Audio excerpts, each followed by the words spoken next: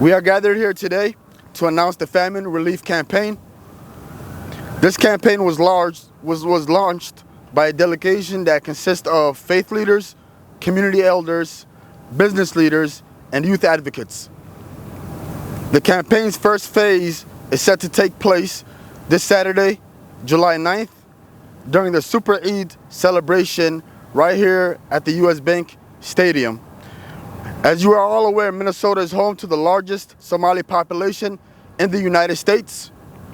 As drought and famine take a devastating toll on the people of East Africa, the East African community is taking action to help victims impacted by the famine. Somalia is facing the worst drought in 40 years. If we don't take determined action now, over 20 million people face starvation and over 7 million children could die of malnutrition. 4 years of seasonal rains have failed, devastating the harvests that provide food for entire communities. If the seasonal rains fall again this October, not only animals and crops will die, but whole communities might not survive. 6.4 million people lack access to safe drinking water, while disease and unsafe sanitation threaten hundreds of thousands more. The time to act is now. According to the United Nations Office for the Coordination of Humanitarian Affairs, OSHA, over 800,000 people will be forced to flee their homes in the next 6 months. Because of the drought, this is one of the highest level of internal displacement outside Ukraine. Women and children constitute 82% of those displaced since October 2021. Humanitarian agencies cannot keep up with the massive flow of displaced people as people are fleeing from one nightmare to another with no other available option. The UN estimates that 1.4 billion is needed for famine relief, but only 270,000 or 18% of the funds have been committed.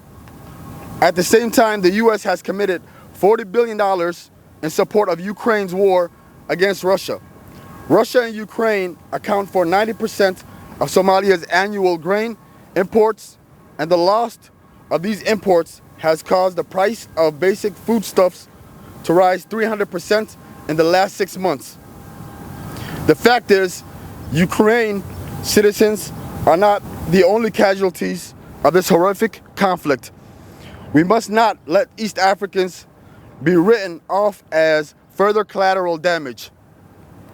While we applaud the $114 million allocated by the US government for emergency humanitarian assistance in Somalia, it still falls well short of the $1.4 billion in the UN says is needed to stave off catastrophe. The devastating famine in 2011, which claimed over 250,000 lives and displaced over 1 million, showed the world the cost of hesitation. We know now the early action could avert a major disaster. The current funding situation of $435.8 million, or 30% received, is comparable to 2011, when funding was slow to come and until the declaration of famine with devastating consequences. Thank you. Welcome. All right. Good morning. Salam alaikum. My name is Yusra Arab. I'm one of the members of the Famine Relief Committee, and I'm here to elaborate a little bit more about what we can do and what actions we can take to combat this horrific catastrophe. A massive, organized, and concerted humanitarian effort is required to address this current crisis. As Somali Americans who have found refuge, opportunity, and community in Minnesota, we cannot idly sit by as this crisis unfolds back home. We know a better outcome is possible. As humans, we're morally obligated to act, but our community cannot do it alone. We're calling on our fellow Americans and Minnesotans to join our community to help us mitigate the situation.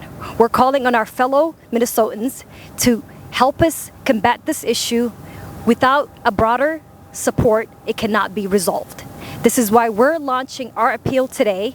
We're asking Minnesota's diverse, supportive, and caring community to join us in responding to this overwhelming crisis. Minnesota's Somali American community will gather on July 9th, Saturday, July 9th, to combine our energy, power, and resources to confront this perfect storm of global inflation, global warming, and international inaction to end our people's suffering collectively. Eid al-Adha is time for reflection, compassion, and sharing our food with the least fortunate.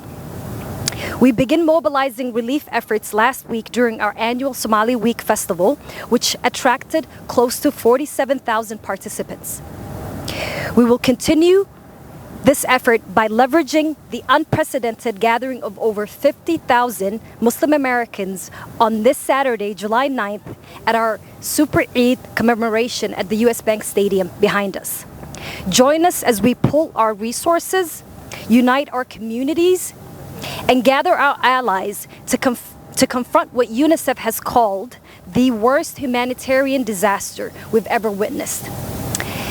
The East African community, religious institutions, community leaders, and average citizens are asking you to join us in partnership to unite all Americans of goodwill to stop this famine, save desperate families, and prevent the death of almost 6 million children. Minnesota is well known for being one of the most charitable states in the United States. As we move towards Eid, a time of compassion, a time to share with your family, we urge everyone out there to think of those who are less fortunate, to those children who cannot find food, to those families who have nowhere to go and no refuge, to help and contribute whatever it is that you can afford, whether it's time, money, or your willpower to be able to help us raise awareness. You can go to Somali Week/Famine Fund to lend your support, share our appeal for hope, and donate what you can to ensure this crisis does not turn into a catastrophe. Thank you.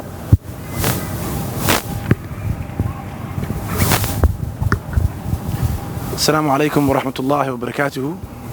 magacaygu waa Maxamuud Awal Maxamed waxaan ahay agaasimaha hay'adda Haro Humanitarian African Organization.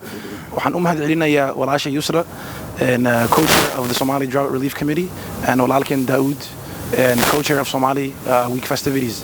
hadda waxaan ku wareejinayaa insha Allah ta'ala Sheikh Hassan Doye and former director of Ayana and the chair of the Somali Relief Committee and fariintan gaarsiinayo dadweynaha Soomaalida iyo Soomaalida fadlan mashkuur majhuura.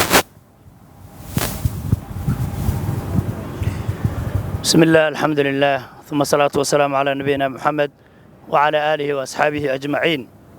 waxaan maanta isugu nimid inaan ku dhawaaqno annagoo ah guddiga gurmadka abaaraha ololaha gurmadka abaaraha ololahan waxaa bilaabay guddi ka kooban qaybaha kala duwan ee bulshada sida culimo diinka ganacsatada dumarka iyo dadka dhalinyarada u ololeeya ololahan ayaa socon doona muddo 3 bilood ah qaybta koowaad ee ololahan wuxuu bilaabanayaa maalinka ciidda ee Sabtida bisha July 9keeda inta lagu guda jiro munaasabadda ciidda ee Super Eid ee lagu tukan doono garoonka US Bank Stadium ee gadaasheeda ku yaala. sida ay sheegeen hay'adaha dawliga ah iyo kuwa aan dawliga ahayn Soomaaliya waxa ayaa wajahaysa abaartii ugu darayd muddo 40 sano ah.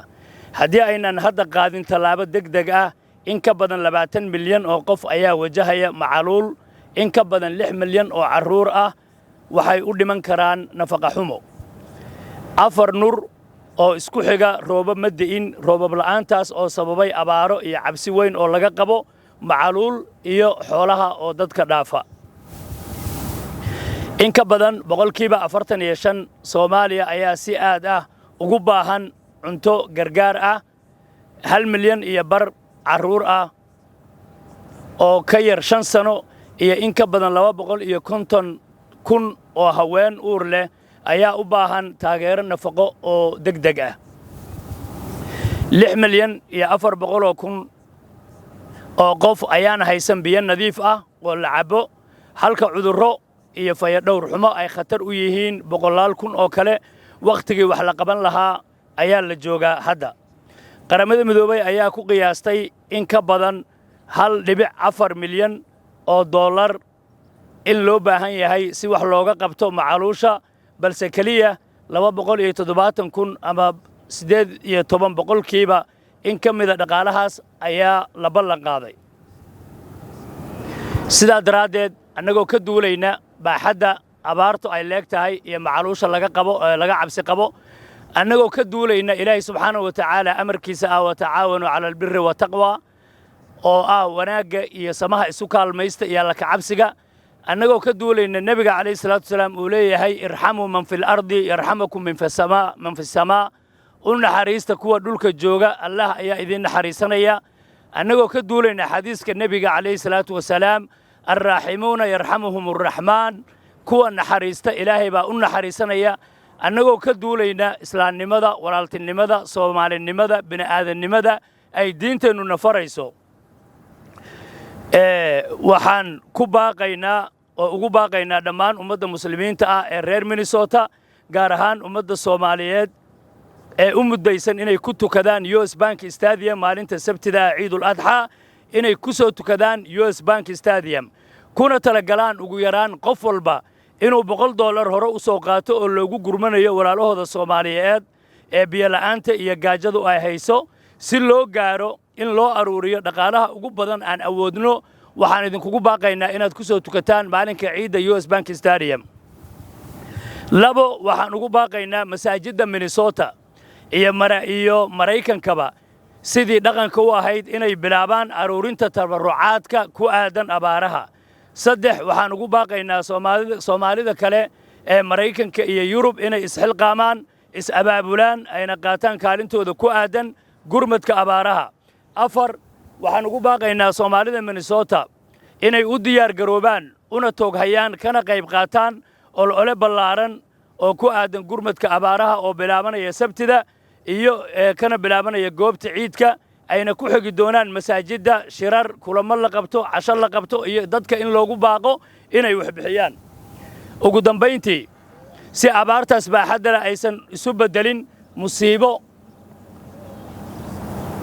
uga qayb qaadano gurmadkan si kasta oo aan awoodno kuna soo hagaajinno tabarucaadkeenna somaliweek.org Famine Fund gee masaajidda la xiriir guddiga ilaahay waxaan ka baryaynaa inuu abaaraha ka dulqaado ummadeenna naxariistiisana uu noo soo dedejiyo salaamu calaykum xasan dhow aad macnaha wala hadda waxaan ku soo dhaweynaynaa walaashana aamina ka bacdi insha Allah taala walaalkan Cabdullaahi aadan oo ka bixinayo faa'iido ku saabsan maalinta ciidda